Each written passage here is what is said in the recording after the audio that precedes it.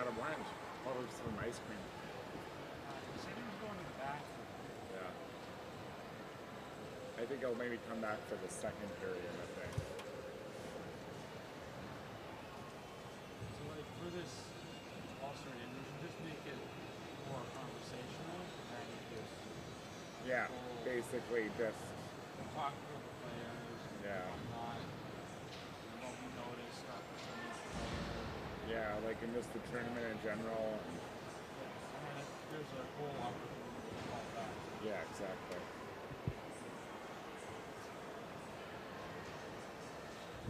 So when Alan comes back for the second period,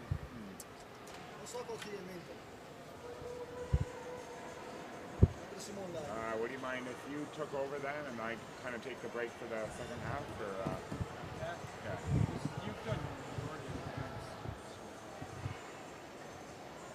Yeah, just got to get ready for the next one. The last two tournaments have even more games, I think. It's like not going to the middle score right now, but I'll take it. Yeah. Yours is worse. Yeah, it is.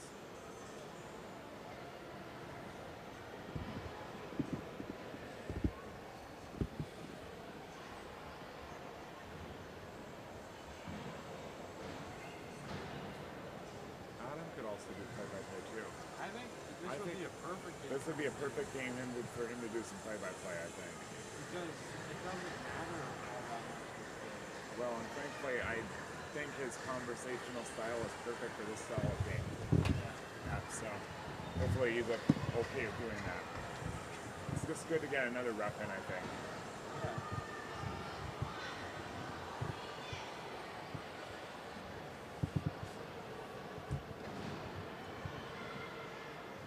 And that way you're saving your voice a little bit and you're giving him an opportunity.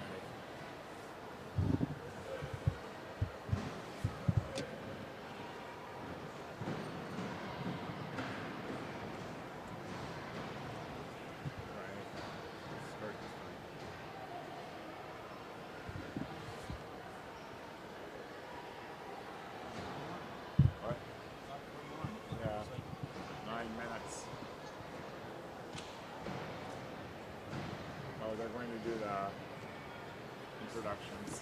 Yeah.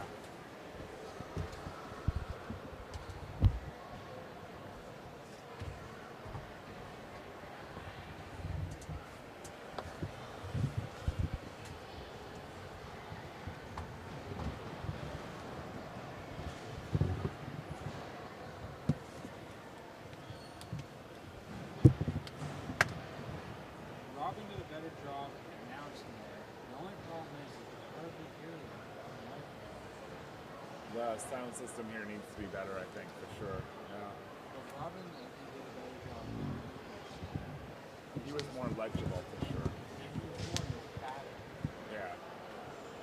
When he announced Western Canyons take place.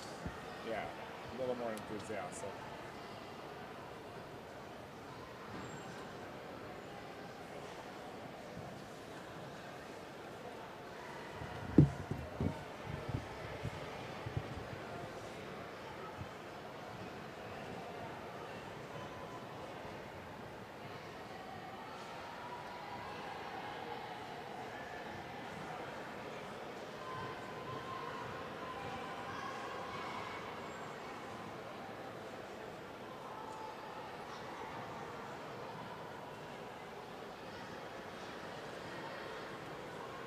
You guys have a 4-hour ride tonight. It's only 4 hours? Well, weekend it was, well, no, it was 5 hours. Yeah. So it's like 5 hours. Yeah. Maybe 5.5 because you're going to Champagne. Yeah. Yeah, so the border and all that crap, but Well, the border's not bad, really. Yeah. quick. A lot faster than the American. Like, I'm just content with, we'll kind of sleep in a little bit, but we want to get stuff done, so we're mainly the 23rd, we might do the Akil meeting. I think that's part of the plan. I'm doing it for sure. I think Adam wants to do it too.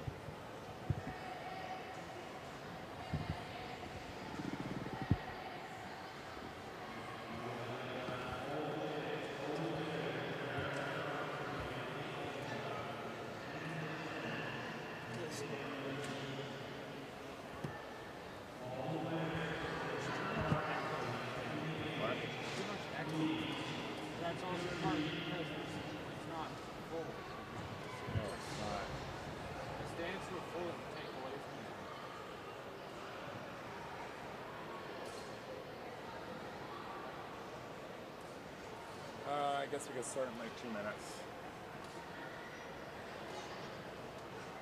Just so we're not caught off guard by players coming out.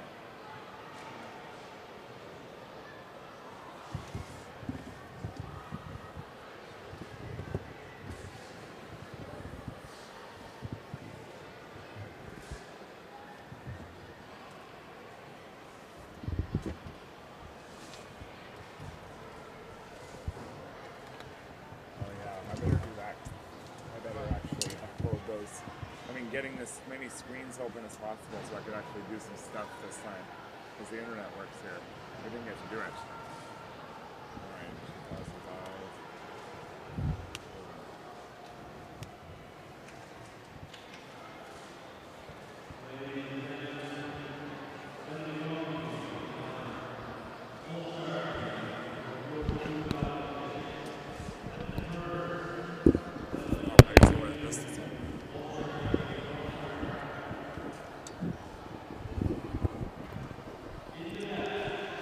Hello everybody and welcome to the presentation of the 2018 All-Star Game at the 2006 World Selects Invitational. The player introductions have begun. The first All-Star onto the ice is Jaden Shillette. I'm Quinton Amundsen, joined by Brendan Ferreira. And Brendan, Shillette was named the goaltender of the tournament. He was very good in that gold medal game we just saw. Great All-Star for North America.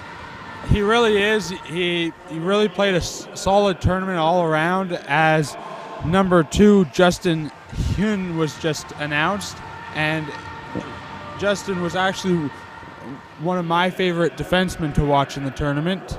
And Mac McAlpine scored that game-opening goal against CSKA Moscow moments ago, so it's very interesting. These players literally just played a gold medal game. Now they have to come play an all-star game. I wonder how they'll be utilized in this game. This game is just going to be all about the kids having fun, I think, as Finn McLaughlin is out and now Lucas Van Mullen just came out. Finn McLaughlin, he was another great defender in the tournament who really got up on offense and played a great all-around defensive game. And Michael Padula of Canada East is coming onto the ice along with Alex Callback of the Midwest Selects. Well, I didn't happen to see him at all. What did you think of Alex Callback? Alex Callback, he was very good. He jumped up on the rush a lot offensively, and he was able to set up his teammates well in the offensive zone. So I think he has a bit more of an offensive mind. And there is Michael Hayes. He scored over 12 goals in this tournament for pro hockey in this tournament, and he's coming onto the ice, as well as, of course, his running mate, number 10, Trevor Connolly. What a dynamic duo they were for pro hockey. They really were, and Michael Haig, he was part of that comeback in the bronze medal game for pro hockey. He scored one of the goals for them in the second period, and he played a very good tournament. We talked about one dynamic duo. How about another one? Number 12, Jordan Gavin, onto the ice surface. And coming behind him will be Thomas Mercick, who was named the best forward of the 2018 World Selects Invitational for Western Canada. Mercick was an interesting player to watch because he didn't necessarily get a lot of scoring opportunities, but he was always around the play and making something happen for his team. One of the best shots from the slot, so good at just being able to create space for himself. His coach called him the most complete player of his age group. Number 14, Nicholas Wellenreiter, so impressed with his tenacity behind the net, his ability to really drive and create offense right in front of the goal. And number 17, Becca Seneca, I call him the Artful Dodger from Oliver Twist because of the way he pickpocketed pucks and create offense out of nothing. And it will be number 19, Thomas Zacco, and also number 18, Junior Podine. And Junior Podine, I was talking to the head coach of Midwest Selects last night, Joe Templin. He was so blown out of his mind by the play of Junior Podine. Junior Podine, he was very fun to watch. He is smaller than a lot of the other players in this tournament, but that didn't stop him from going around and battling in the corners and battling out front of the net for rebounds. Number 15, Riker Lee. Number 16, Lyndon Lakovich, also called. I was really impressed with the play of Riker Lee for the Midwest Selects. He was a huge architect in that big-time win that got that team to the quarterfinal. He really was, and Lee was another one of those smaller players who was just always knew where the puck was going to go, and he made smart plays in the offensive and defensive zone for his team. And what a fun experience for the coaches. John St. Pierre and Dwayne Mercer are coaching this team. Team North America is the head coach, John St. Pierre, and assistant coach is Dwayne Mercer of Canada East. And now we have Team Europe coming onto the ice. Neo Case, a big-time architect of that big move to get that team to the semifinal. He really was. Wow, yes. And now we have number 2, Aaron Kivaharju, named the best defenseman. Number 3, Fabian Leko of the Slovakia Selects. Roman Koroshunov of SKA Silver Lions. And number 5, Kristers Ansons of Latvia. Ansons really was a backbone for Latvia, who was a big surprise in this tournament in my mind, as they lost in the playoffs, but I didn't expect them to be a playoff contender at all in this tournament. Not at all. Number 6, Shuravainen is on the ice, and number 7, time is up. So a leading 6 players from the championship CSKA Moscow team, and of course they deserve the most spots. They were so dominant throughout the course of the whole tournament. You were watching the game as a spectator, Brendan. What impressed you about the champions? What impressed me, they played their game and they didn't get away from it very much, and they didn't necessarily control the offense all the time, and they were okay with that. They were okay playing back a little bit and not getting over eager. And I think that was the big difference for them in the championship. We have a Dynamo player named Bohdan Belkin of Dynamo Minsk. Number 9, Tom Trakas of Latvia. I really thought he was the standout player of that Latvian team up front. Ansons on the blue line. And now a couple of wonderful Finnish players. Thomas Suoniemi of Finland Selects and Rupi Rajala of the Finland Selects too. We just had Selanti Kozushko of CSKA, one of the best stick handlers in the entire tournament. I was mesmerized by that kid. Yeah, he really has some good hands. A lot of players do, but I think he has probably the best in the tournament. And how about an MVP, number 13, Alexei Donsov onto the ice. 8 goals, 7 assists for 15 points. What more can you say about that kid? He was just phenomenal for his team. Led them offensively, and I think he was a real leader in that locker room for the team. And we have number 14, Timur Cole, rounding out the CSKA players. We have 3 more SKA Silver Lions, Kirill Nyazev, Roman Komarov, and Konrad Reshetnikov. And Konrad Reshetnikov, one of the stars that stirs the drink, so dominant down low, great wrist shot. And he was able to be a catalyst for that team that lost in a very entertaining quarterfinal game against Western Canada. That was quite entertaining, that that semifinal game. And rounding out the roster is 2 of the Swedish selects, Tobias Ullman and Elias Sigro. And I know we were talking in our hotel room last night. You really like Elias Sigro's game. I really do. He's an offensive stud. And when he's on the ice, he just finds the puck. He's got speed. He's got a wicked wrister from the slot, and he can fire it from most places in the offensive zone and have a good opportunity to put it in the back of the net. And Brendan, of course, no all-star game is complete without the gold medal winning goaltender Danila Dutov on the ice. And it'll be interesting to see how they split it up, probably 1 period per goaltender. And the coaches are meeting their players, and there's not really a lot of coaching to really be done. I'm pretty sure they're just going to tell the kids to have fun. Yeah, this game is all about fun for these kids. They get to play with people from different countries. They might not speak the same language, but they do play the same game. And I love going back to that quote that I heard from that Isabel Pomarico and the U14 girls tournament. I did an interview with her after the game. I asked her, how is it that your team with 7 nationalities plays so well and goes so cohesively? And they said, hockey is a universal language, and there it is. And we're seeing the fusion of North America and also Europe coming together. In the last 2 All-Star games, North America has come out on top. 11-3 2 years ago, 3-1 last year. We're expecting a result closer to last year, nice and tight, rather than a blowout, but we'll see what happens. I think these two teams are very well matched up. Lots of offensive stars on both sides, as well as really good defensive stars. And what can you say about the goal? Lots of offensive stars on both sides, as well as really good defensive stars. And what can you say about the goaltending? They're brick walls when they're in net. Oh, absolutely. You have some all-star goaltending in net. Angelo Bassan is the other goaltender for the Midwest Select, so we'll see who starts first. I would assume it'd be the goaltender that didn't play in the gold medal game, but we'll wait and see.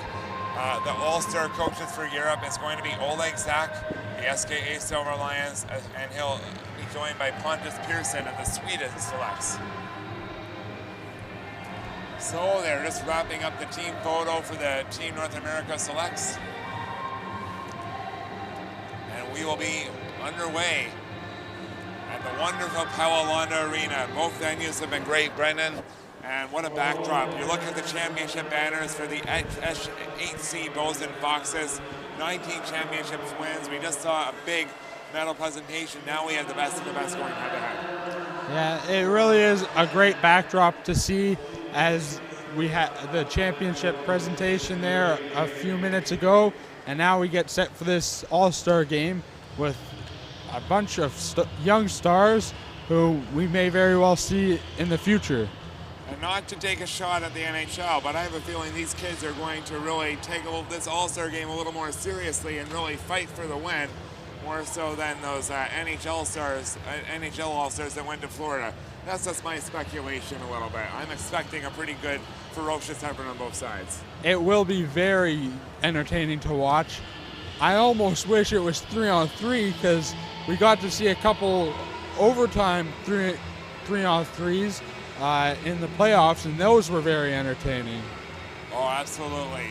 So it looks like it will be Neo Cates and Jaden Chalette getting ready to start in goal. So it will be the goaltender that literally just played a half hour ago, starting against Cates, who was knocked out yesterday. And I thought that Cates was very instrumental in Sweden's big-time upsets in the round of 16 and getting to that quarterfinal against East Coast. He really was, and I saw him in one of those playoff games, and he looked very dominant in net. He looked very calm, cool, and collected, almost like he was just making reactionary saves like it was nothing to him. And absolutely. So these players are all coming onto the ice, and it'd be great to see the opening matchup between the two sides. But what do you think you'd like to see from this all-star game in just terms of chances? What would make this a great experience for all the fans, do you think? I think a lot of fast up and down play is going to be the best thing for this game, and there's a lot of fast players out here, so I think we're going to get it. And I don't necessarily think all the chances need to come from the slot, but it's definitely more entertaining when there's a few from the slot. But it's gonna be interesting to see, as there was a chance. And the first opportunity went for number 13, Thomas Merzek. So nice, sharp white jerseys. And it's very interesting for the Team North America Selects now playing on the Team North America All-Star team. So not really a lot of difference for them, but of course a brand new set of teammates. As coming down the middle, a chance towards the goal. It's a little bit wide, but there it was. Number 2, Justin Heine, a little bit more of a pinch play from him. And you'll see a lot of liberties as the defense will join the play all game long, trying to get in on the action. Yeah, this is going to be a completely different style of game. Everyone's going to be loose, and I think we might even see some plays that these players normally wouldn't try in a regular game. Oh, exactly. And these kids, they know the spinoramas, they know the loop-de-loops. They like to deke people out of their shorts. We'll see all that and more in this game. And our guy in the sky looking at the game is Adam Kirschenblatt. He'll be doing some play-by-play in the second half of this game. Yes, he will. And that got covered up there by Katz by Selects for a face-off. And Selects is in his own defensive zone, and see Europe maybe going to really take the charge, and it's going to be continuous time here for the 25 minutes of action of this period. So it is a good thing to make sure it kind of goes quickly too, so the players are able to, of course, get off the ice, and they want to, of course, have a good time and compete hard. They also want to make sure that they don't get injured too. Yeah, the biggest thing here is we don't want to see any rough stuff, and I don't think the kids are going to be rough in this game, as it's not like there's any rivalries from earlier in the tournament that are going to play into this. Nope, just more avoiding any maybe slips on the ice, trying to get the game done. And of course, more important than keeping the players healthy is they want to get to that pizza party that's available for them on the pavilion. Definitely, that pizza party sounds like it's going to be a real fun time for the kids, as they deserve it. They've had a tough few days here. Fun, but they have worked very hard.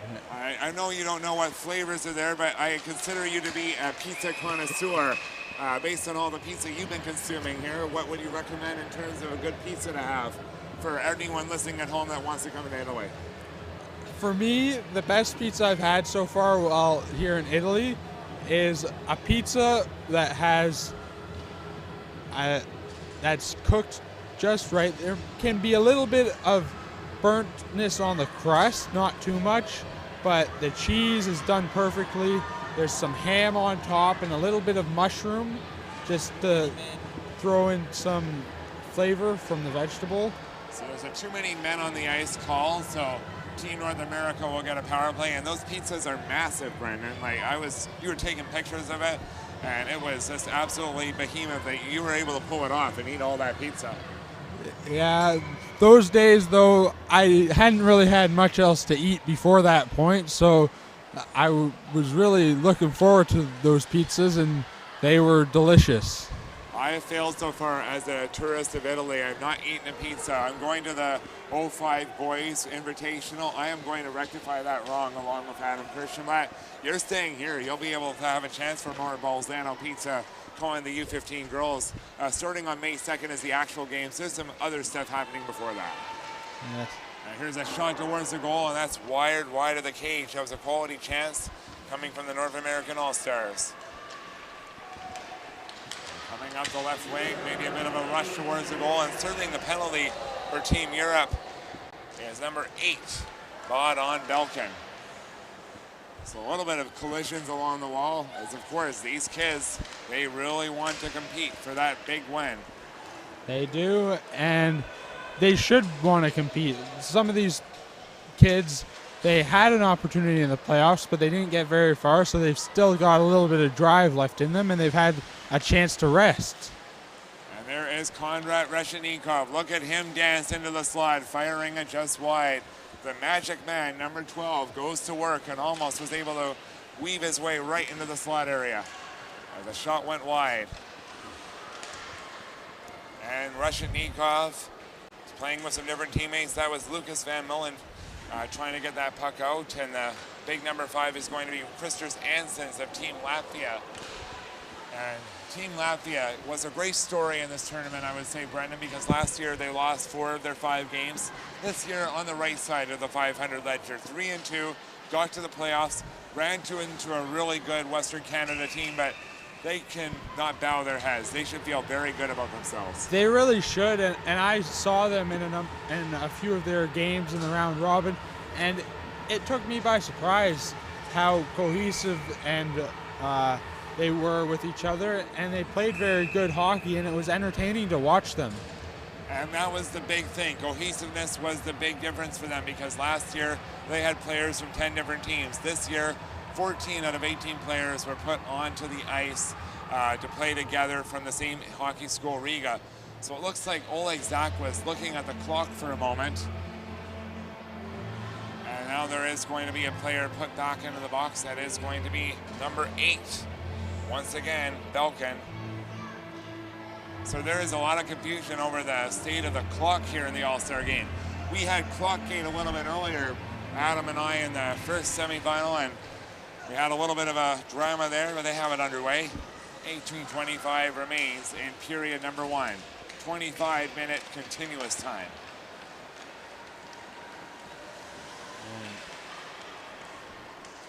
So, Brendan, we have seen a lot of good work, and that was Finn McLaughlin handling that puck. And his coach, Jason Nicholas, said he really thinks of the play 3 steps ahead of play. Did you notice that throughout the course of this tournament? I really did. Shot on goal to save his name. He always seemed to know where the puck was going to be, and always seemed to be there before anyone else could get to it. And that was a big asset for his team, as he was really their backbone on defense. And he's a little bit smaller too. He's about mid-height, but there was definitely some bigger players that could have gotten to the puck before him with their longer strides. But because of that excellent anticipation, he was able to get there first. 17:20 remains in the first period of the All-Star game. Bit of a chance up the middle towards the goal, steered aside. That was Elliot Sigrel. So shifty and dangerous. And the puck is banked on target. And it's important to note that we are watching this wonderful All-Star game courtesy of X1 Multimedia Solutions. These guys are pros. They work with us at the Agna Italy Arena, Wurf Arena, and also here in Palalanda. Really good work by this team. And of course, they've done so many great events like Hockey Asiago, and they'll be on hand to help us throughout the course of the World Selects Invitational. And we're going to see a little bit of a maneuver to get that puck out of the zone. Lucas Van Mullen sent it back into his own territory, so a little bit of a cautious start. They want to maybe just feel each other out. And what do you make of the start so far? I think this is a pretty good start. There's been a few good opportunities by both teams, and the play's been back and forth. And there's an opportunity in front. There's a goal by number 13 of Team North America. Mersick again. Why not? The best forward getting us started here. And it really is his play personified. On the doorstep, able to find that loose puck and really drive it home. And that's the way he's always played throughout the course of this tournament, in combination with Gavin, playing with some different teammates as well, but such a good forward. He really is, and Mersick, he did plant himself a lot in front of the goaltender, and he had a lot of opportunities with some of those garbage rebounds, as some people like to call them, but that's where he was very effective for his team, as Gavin tended to stay out further away from the net and used his wrister more often, as that shot went high and wide. And we're going to pull up some information about Gavin, very dominant player along with Mersick, but Thomas Mersick, what a tournament for him. He has been so dominant, and his strength is his playmaking. He's won the Brick tournament and was the MVP. So another great individual medal to add to his tally, in addition to a bronze medal, being named the best forward. Also a multi-sport player, plays basketball and soccer, and idolizes Sidney Crosby because of his two-way play. And that's what Jason Nicholas, his coach, really likes, calling him the most complete player of his age group. And that has been so evident, the way he plays face-offs, the way he back-checks. And he has the game-opening goal for America. Shot towards the net from the blue line, didn't get through. And that was an attempt by McLaughlin, his teammate. So maybe a chance for a counterattack for Team Europe, trying to avoid the losing streak of 3 years, but a 2-on-1 the other way. Leading the charge here, it is going to be Michael Hayes throwing across ice, almost a backdoor play, as he worked the give and go between him and Connolly. And that's one thing that I didn't see very often, as a lot of times when there was a 2-on-1, the player who had the puck usually just kept it to shoot it, as that usually was the better opportunity. But that was a very close chance for Haig on the doorstep. They felt very comfortable because those two know each other, played on the same line all tournament long, and so dominant together. And Michael Hayes comes from the Toronto Junior Canadiens. A lot of good GTHL players in this tournament, but also been impressed with the strong presence of the BC players looking at Team North America. 9 of them on Western Canada alone. So they're casting a wide net to put these teams together all over Canada, all over USA. As here's a chance on goal, just rolled off the stick of Connolly, wanting to make it 2-0. Keep in mind, last year it was a lower scoring game, 3-1 for Team North America. A year before, 11-3. In 2015, it was 8-2 for Europe. Yeah, I don't expect this to be very high scoring considering the goaltenders. They are just too dominant in net, and they really know how to hold their team into a game. In the neutral zone, the puck is up for grabs. Some good spirited board battles here. And the puck is being played by number 15, Riker Lee of the Midwest Selects. And you saw him yesterday, and he was a big-time catalyst in getting that team to the quarterfinal. He really was. He was a real entertaining player to watch, as he really used his small size to his advantage whenever he would battle for the puck. A backdoor play, and they score on the doorstep for the All-Stars of Europe. It is Kirill Nyazev, and he was there all tournament long. So shifty, so hard to handle right in front of the blue paint. And it's fitting that he gets a big-time goal. So Nyazev stepping to the forefront for the SKA Silver Lions. And this game is deadlocked at 1 apiece. And 11:33 remains in the first half of the All-Star game. And I'll tell you a little bit more about Nyazev. He describes himself as a cunning player with good speed and puck handling.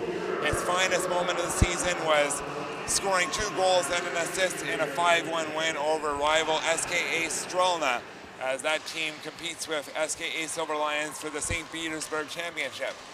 And he's the top scorer of all 2006-born players vying for the St. Petersburg Cup, and he has 45 points in 37 games this year. So he showed off that skill, and maybe this tournament will supersede that game against the rival for the highlight of his year. Yeah, I think this is going to be the highlight of most of these kids' year, as they get to play with a lot of top-level players in their age group, and they're from different countries around the world. I like the scale, with the scale of all the players and just how massive this event is. A strong case can be made that the WSI World Selects Invitationals is the best hockey that the kids can play before they get to the IIHF, U16, U18, and so forth. That would be my argument. I would agree with that, because most of these kids, they just play in their own country. In Europe, you move around to a couple of the other countries, but you don't generally see any North American players. And the North American players don't get to see European players at all. So it really is just a wonderful fusion of cultures, and these kids really do come together well. One of my favorite memories, and I know Adam feels the same way as me, was there was a rough game between Pro Hockey and also Dynamo Minsk on the first day. A lot of rough stuff at the end of the game, but then these kids were in the stands taking selfies of each other, asking each other questions about their culture. That's what it's all about, and that's why it's great that they had the opening ceremony and this All-Star game, just the pageantry of really driving it home that, yes, there are 13 nations competing on 18 different teams, and that is really well done, the organizers putting together those cultural events for those kids. It really is, and I think it's great that, like, these kids, they play hockey and they really play with a fire and passion, but they don't take it off the ice with them. They leave it all out on the ice. Whatever happens on the ice stays on the ice. When they get off the ice, they can be friends and have fun, and that's something that I really like to see.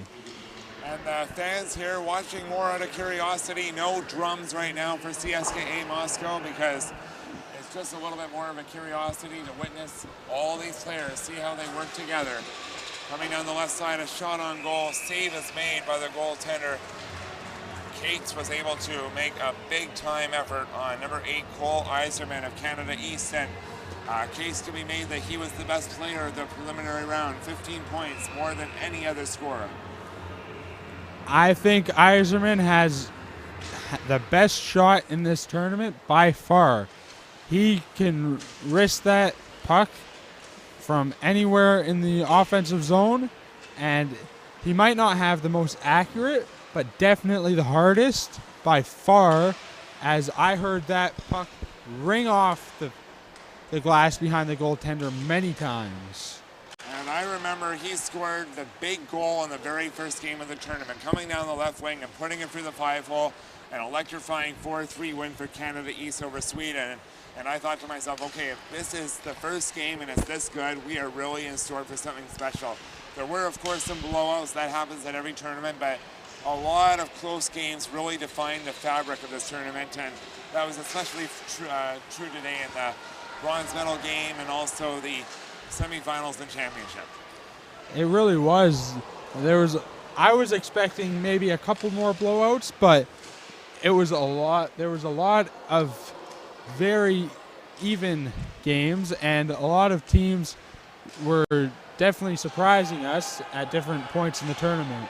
Well, last year there was 30 out of 45 preliminary round games that were blowouts. So I constituted that by 3 goals or more. This year there were only 23, so it was half and half. So this tournament gets more competitive by the year as more nations want to get in on the act.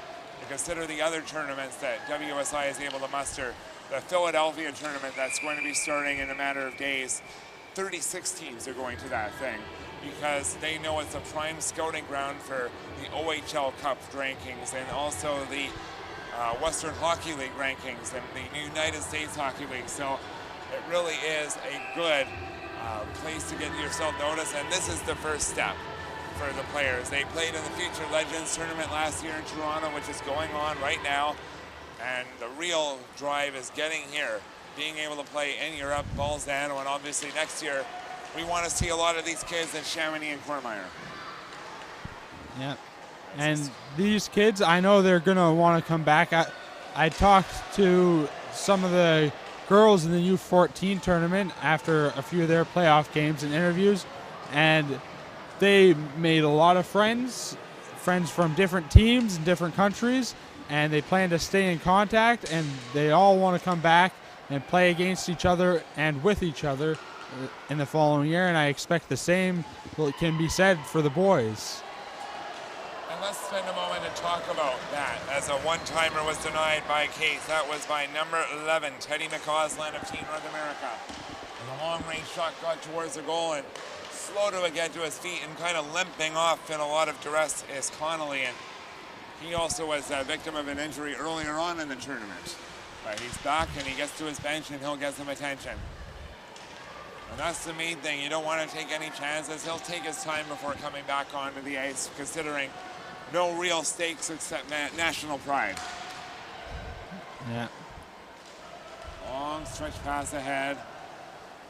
It's going to be a rush into the attacking zone, and that is Kivaharju. And what a player Kivaharju is. He's been the talk of the tournament. Everyone's talking about how shifty he is, how he walks the line, how he shoots, and you can't really pay a lot of stock into hockey boards, but a lot of hockey fans that like to really look ahead in their crystal ball about the 24 and 2025 draft list this kid as a big-time contender. Yeah, and sometimes you get that odd player that you can find in those hockey boards very early on with kids, and I think this is one of them. And if he's able to get there and maybe even make the NHL draft, he would be a very dominant player, I think. Well, Adam and I, and you later on are going to be spoiled. We're going to be seeing this kid again. He's coming to the 2005 event, and he's coming to 2004. So he is a bit of a jet setter around Europe, and it'll be great to see him in action playing up a year with the 2005 boys, but he plays with 2004 boys all the time, so it's old hat for him by now. But can you imagine that, being able to play in technically your third WSI already at this level for Kiva Harshu? What a great story. It just shows how good of a player he is to be invited to 3 WSI tournaments in 1 month. Absolutely, and the fact that his Finland coach continues to reach out to him as a 10-year-old. A lot of these players are 11 and 12, and he made his debut when he was just turning 10. So 3:08 remains in period number 1. A 1-1 tie between these two rivals. Thomas Mersick and Kirill Nyazev has the goals. And another good save is made by Select, and that one came from Reshetnikov. So there's going to be a little bit more free time. The players will mingle afterwards and enjoy that pizza party, and then they'll go their separate ways. Some players are done for the year. Some players are going to be competing for that Junior Russian Championship. I believe that CSKA has some games coming up pretty soon. So they'll be buoyed by this championship win. They really will, and it can only help them as they look to win their league championship this year in St. Petersburg. And as we are really wrapping up this tournament, let's kind of look ahead here. You've been doing a little bit of prep for the U15. What excites you about the girls tournament that's coming up here in Bolzano? What's exciting to me is it's not going to be as big of a tournament, but a lot of the teams look like they have some really exciting young players. I know Cassie Hall from the U14 tournament. She's going to be making an appearance for the in the U15 tournament, and she was very good for her team, and she helped them win the championship in the U14 tournament. She was the MVP of that tournament, and her coach, her regular coach, Menon Rayom, we've seen her in the building cheering on her son Dakota, and she'll be coaching at that tournament. So that'll be nice to have some Russians with some famous luminaries of the game. And interesting year for Menon Rayom, because there is some talk that maybe it's time for her to be in the Hockey Hall of Fame. And that would be a very good candidate. Yeah, Think of the history being made there for her.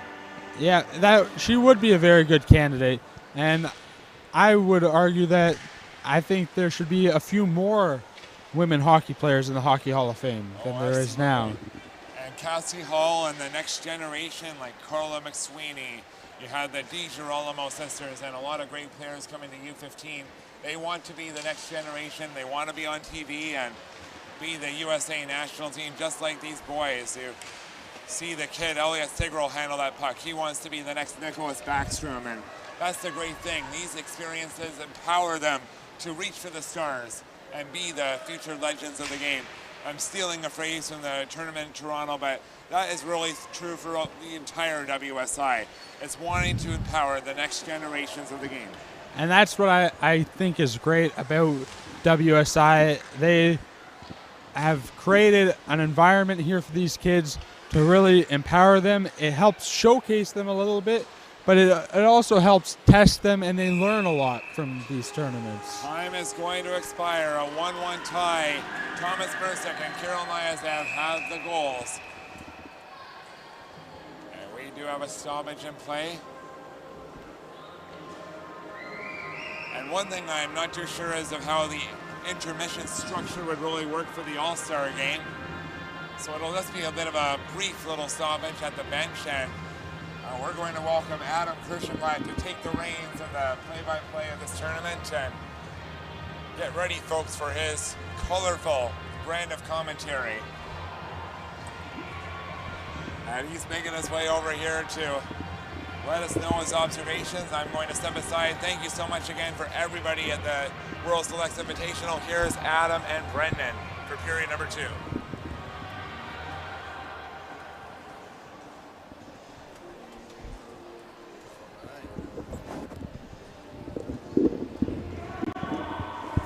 Hello, everybody. I am Adam Kirschenblatt. I have been the color guy for most of these games in this tournament.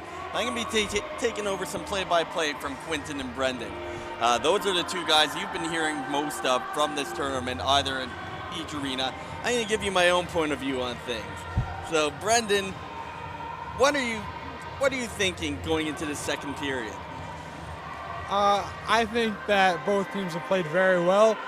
There's going to be, I think, a bit more urgency out of both teams in the second period, especially as we get later on in the period, as both teams do want to win this game for bragging rights, and to say that they were able to play in this all-star game and that they won. Maybe a few kids here might even be looking to score a goal or set up a couple goals, as that would be something very interesting to put on the resume. Well, that sounds right. And what Quentin was saying earlier about how you're going to see a little bit more competitiveness in this All-Star game than you would in a regular professional All-Star game from a certain league back home. But one of the reasons for that is these kids are looking to be noticed in the sense that you're looking at the future of the major junior in Canada or the NCAA, and it never starts too early. It really doesn't. And there's also a big future for these European kids over here and their country's respective pro hockey leagues and younger hockey leagues for their 18-year-old kids. All right, so we are in the neutral zone. That is number 2 going in, shoots the puck, throws it on net, and Duthoff makes the save. Number 2 is Justin Heine. And number 12 for the European team. Nice little deke, threw his legs, but couldn't get a handle on it when it's time to shoot. Over along the boards. Number 19 passes it over to number 10. Number 10 is Trevor Connolly. Connolly takes a shot, but it goes wide. Connolly has had a great tournament for the Pro Selects. There was one incident where he got hurt and couldn't finish a game, but he was able to come back in the round of 16 and help his team win. He throws another puck on net, but it goes deflects wide to the side. Number 12 throws it across the line, but it's going to be offside if Europe touches the puck. Therefore, it is the North American team throwing it back into the neutral zone. Number 3 battling it with number 13 on the European team. 13 is Alexei Dontsov, and number 3 is Mac McAlpine, or Agent 70 as I call them. What do you think of the Agent 70 nickname, Brendan? I think it's interesting as that goal was scored by number 13, Alexei Dontsov, for Team Europe, and he scored a big goal in his team's semifinal game in the shootout for CSKA Moscow. He also scored a big goal in the gold medal game, tying it up. And that is the tournament MVP for you right there. He just always seems to be around for those big goals. He had the game-winning goal, or he had in the shootout for CSKA Moscow, and the tying goal in the gold medal game. And you never know, that could be the game-winning goal here in this game. All right, and we were talking about nicknames before the goal went in. I've had a few of them in this tournament. Agent 70 was more out of necessity because we didn't know who it was originally, but we stuck with it. Now, Neil Cates, Neo, the one, he's wearing number 1 right now. Might as well be the one. What do you think, Brendan? Is there any more you can think of? None that I can think of right now, but if I have any, I'll let you know for sure. All right, that's the important thing when these kids coming up. You want a good nickname, like the Big M. So Team North America is pressing in the European zone, trying to get that equalizer, and it goes through the crease and out. Now Europe is getting out through into the offensive zone. There's a race for the puck in the corner. Icing is waved off as it goes back through the crease and out the other side. Number 18 for North America is Junior Podine, son of Sean Podine, a former NHL player and a winner of a Stanley Cup in Colorado.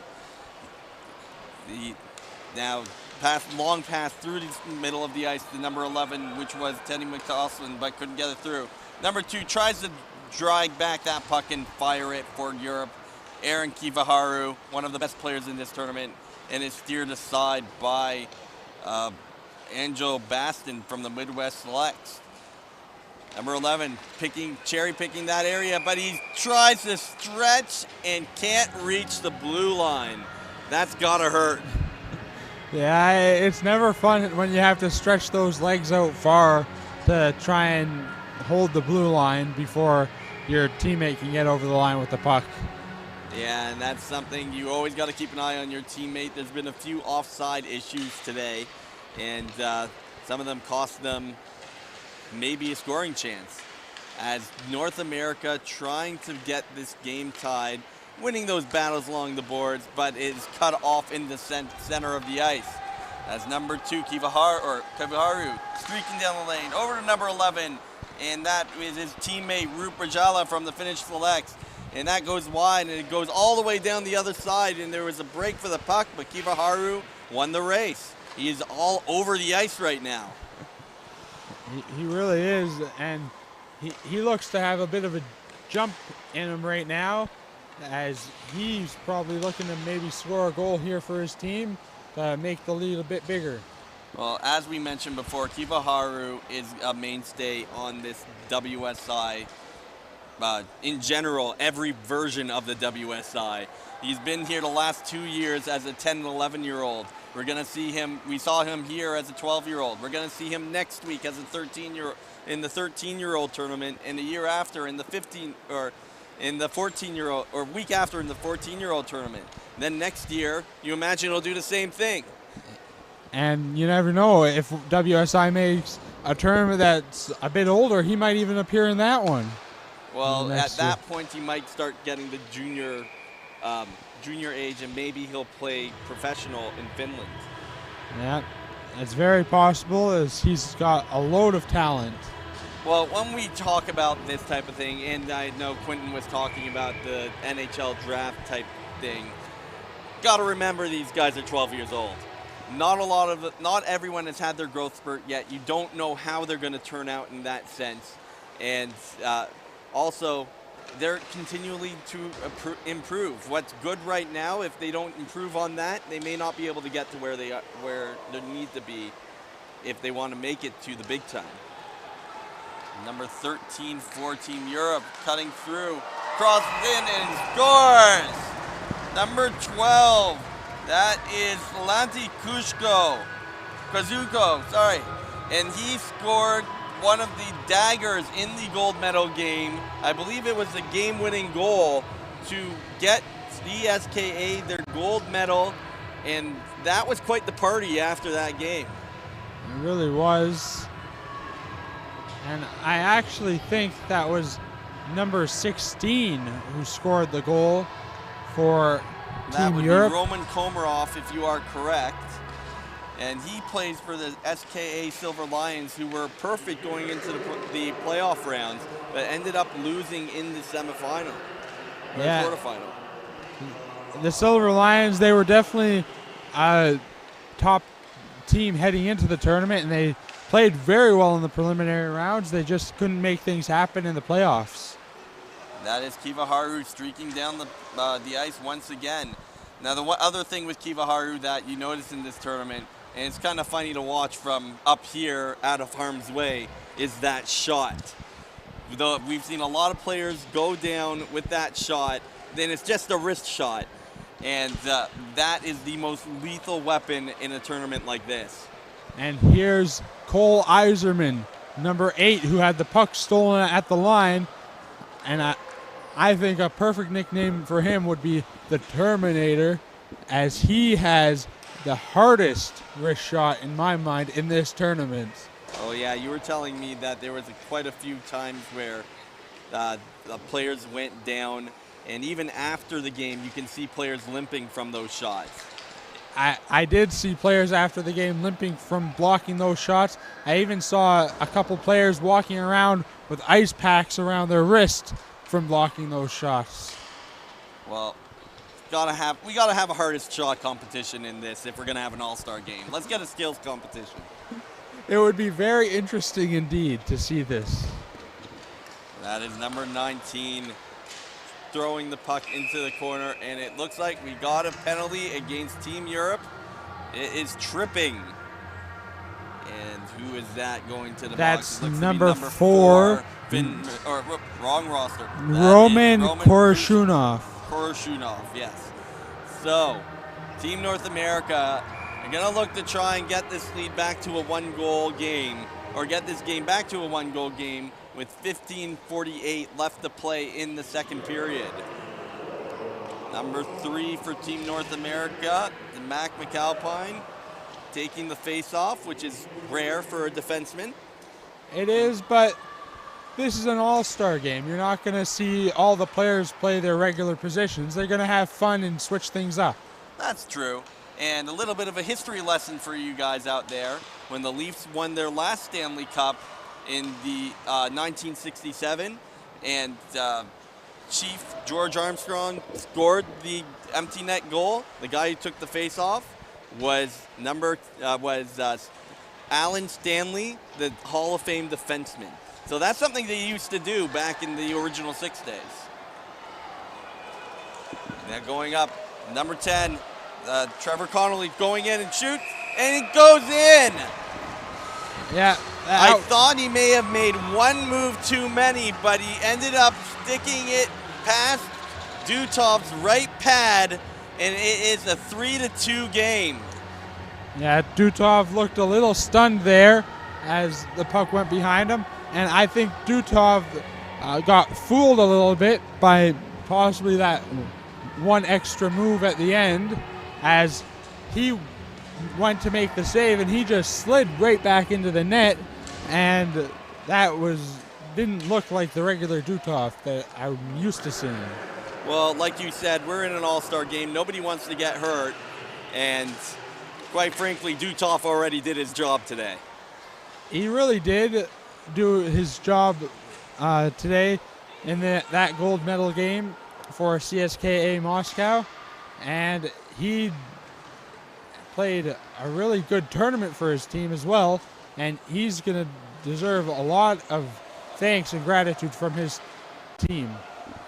It's number 12 throwing it across, and it goes off goes off Bassin and off the other side, but luckily there was no European player there to hit it into the open net. Now that is number 15 dragging it through behind Bassin's net, coming out in front, taking a little physical contact to make the play. And number 11 throws it in front, and it's just out of reach of Thomas Zalko, who is one of the better players for the Pro Selects hockey team. I've seen him numerous times back home in North America at the Hall of Fame tournament, at the Elite 8. He has dominated in those types of tournaments. He really is dominant in those tournaments, and he was dominant in this tournament, but I actually think that was Junior Podine who was in the corner there, number 18. No, I was yeah. Oh, if it was Junior Podine, talk about him a little bit. He has been one of the slipperiest guys on the ice. You look like one of these bigger kids can just shove him out of the way and take the puck off him.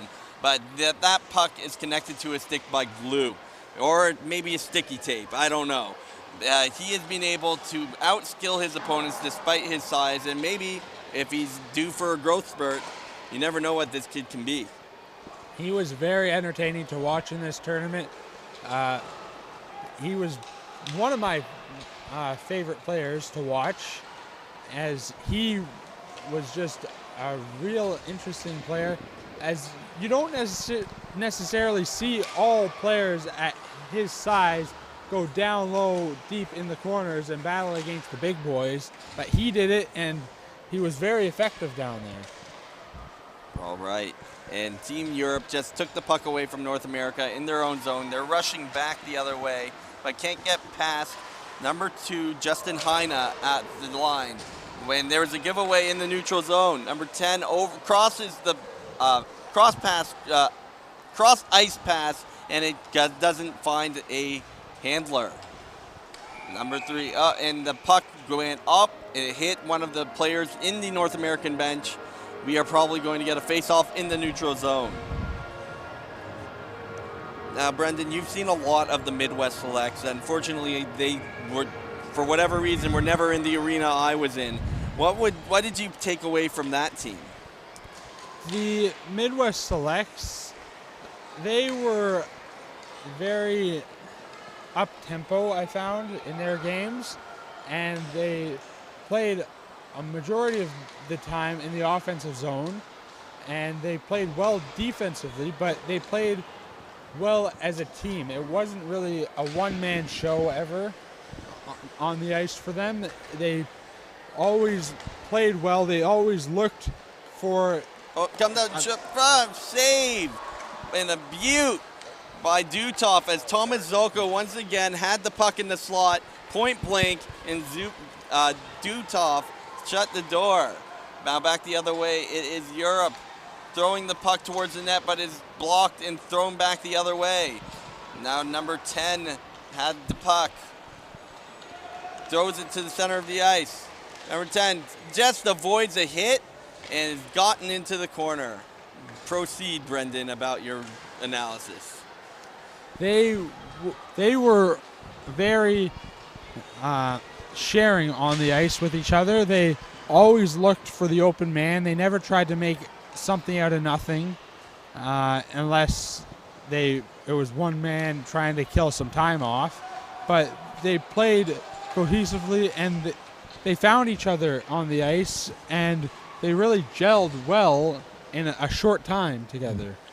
All right, now when you're talking about a team that shares like that, as Team North America tries to throw the shot and Dutov makes a nice left pad save. When you're talking about a team that likes to share like that and trying to always find an open net, do they sometimes, going in front and shoots, he scores! That, I believe, was Junior Prodine. Got the puck in the slot. It might have actually been number 10, Trevor Connolly. The 8 and 0 looked similar from our angle. And he shoots the puck past Dutov to tie this game up at 3. Yeah, and now we have a game here with 8:50 left to go in this second period. So the question about sharing the puck is, of course, it's important to share the puck and try and find that open net. But sometimes you're not going to always get that perfect play. How do you think they maybe should have shot the puck and try and go for a rebound at times? A couple times, yes, but a lot of the time they were being smart about their passes. They would look to see if they would be able to get their shot through towards the net, which I thought a lot of teams struggled with in this tournament because they would throw the puck towards the net, but there would be 5 people in front of them and it wouldn't get through.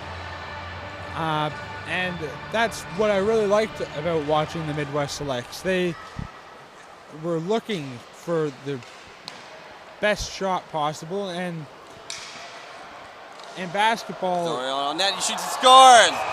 A nice tipped shot by Thomas Suonemi of the Finnish Selects, and he scores a goal to get it 4-3. And the Finnish Selects actually brings me to my next point, because what I describe is sometimes this very similar thing to what happened to Team Finland in the quarterfinal game against the CSKA, where they were really trying to find a way past Dutov down low and couldn't get the perfect shot against them, which is what, and even though they may not have had the perfect shot, they could have had an opportunity to score if the rebound was in play. Yeah, that was definitely a big factor for Finland in that game, as they couldn't beat Dutov. But Dutov is one of the best. He is the best goalie of the tournament. He won best goalie of the tournament. Actually, yes, but Dutov was very close. The numbers close. were very similar. I went through them in the gold medal game. Both of them had only given up 7 goals in the tournament before the game. Both of them had a 930, around the 930 save percent average, around 1.125 goals against average. They were exactly the same. One had stopped 66 pucks, one stopped 69. So it very easily could have been Duthoff that scored, but I think he was the MVP of the gold medal game. I think he was too, as he played very well for CSKA in Moscow, and it was my mistake there. I made a mistake on who won the goaltending MVP, but Duthoff, he very well could have, as you said, and he was just one of the hardest goaltenders to beat. And I believe Duthoff just made a point-blank save on Junior Podine.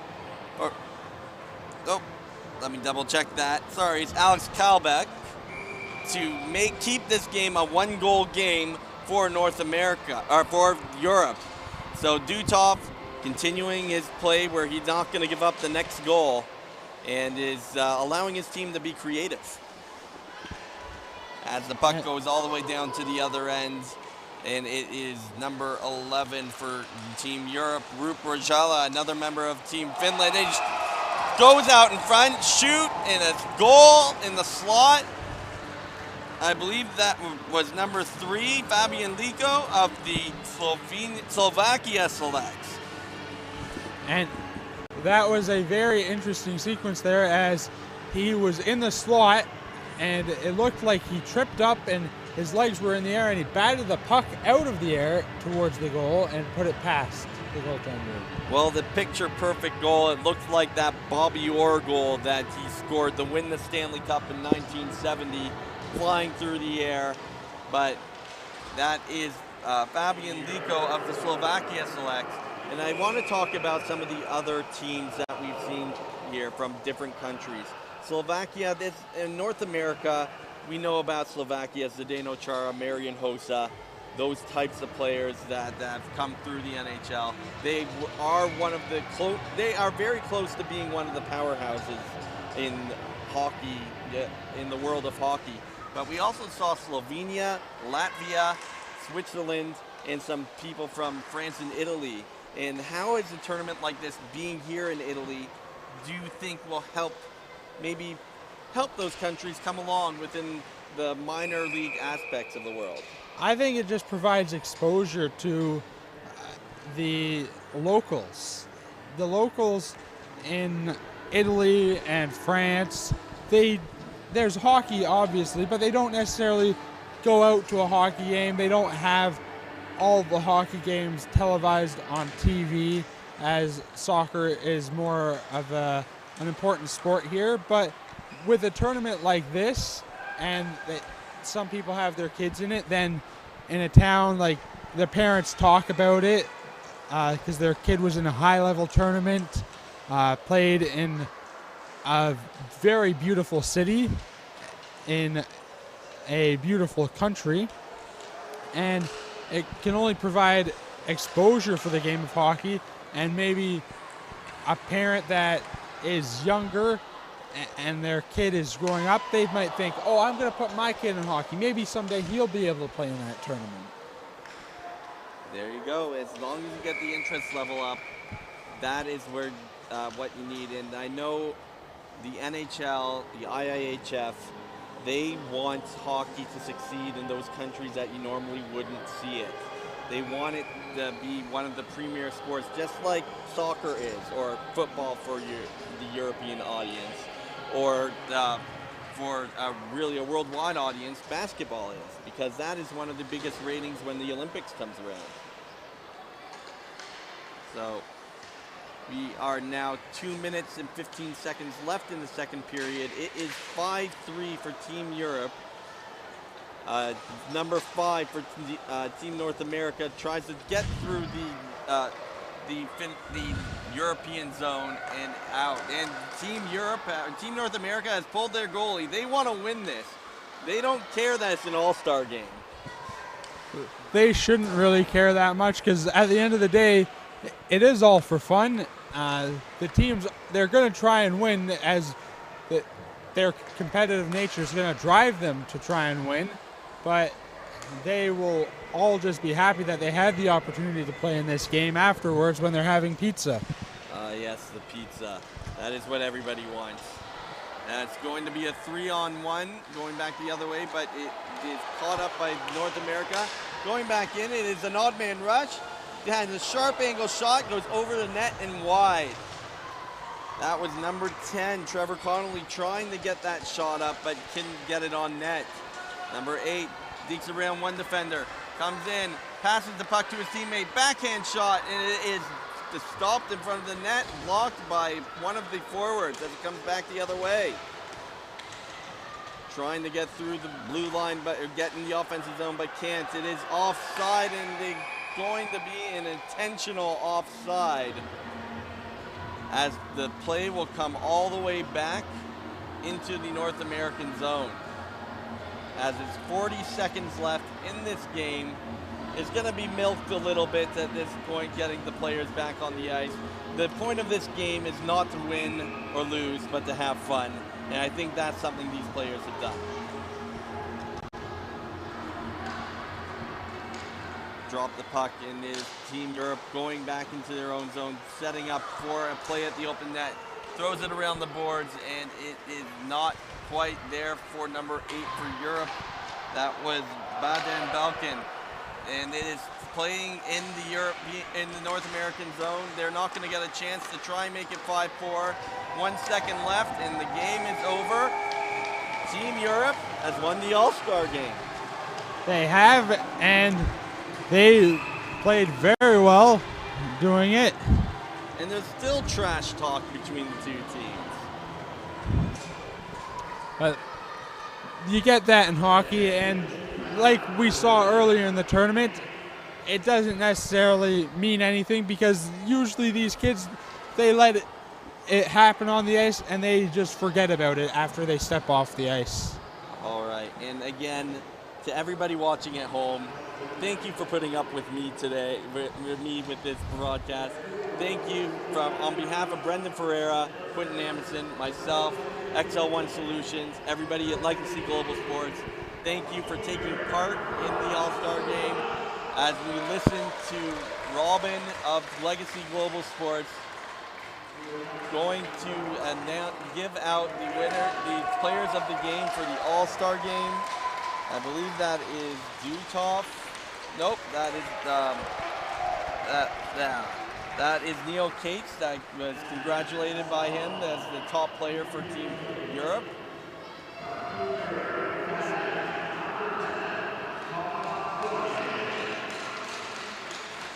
And player of the game, or defenseman of the game for Team Europe, number 10, Thomas, or the forward, Thomas Suonemi. And those were the players of the game, and it is over. The last image we're going to leave you with is the handshake, and we will see you, hopefully, for those who want to see the 2005s, we will see you next week. If you're going for the U14s or U15s, it'll be Brendan Ferreira here in Bolzano. Thank you, everybody. Have a good night or morning, depending where you are, and we'll see you next time.